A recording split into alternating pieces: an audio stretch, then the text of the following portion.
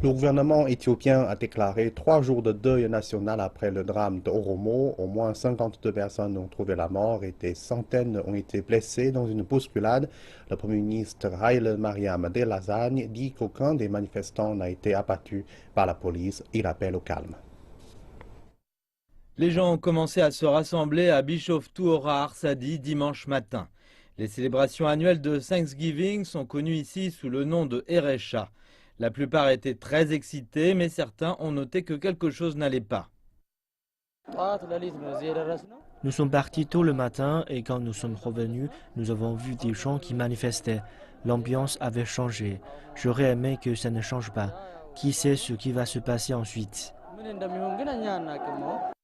Lentement, passer de la fête à la colère.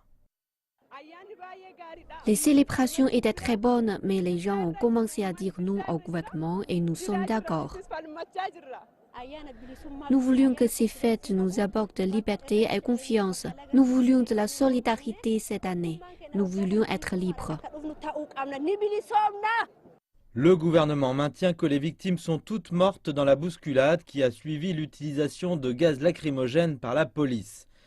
Durant une annonce à la télévision d'État, le Premier ministre Haile Mariam Dessalegn a déclaré qu'aucun manifestant n'avait été abattu par la police. Les destructions ont été entièrement le fait de quelques casseurs. Nos forces de sécurité étaient là pour protéger les civils. Le gouvernement a pris les plus grandes préoccupations pour traiter de cette situation.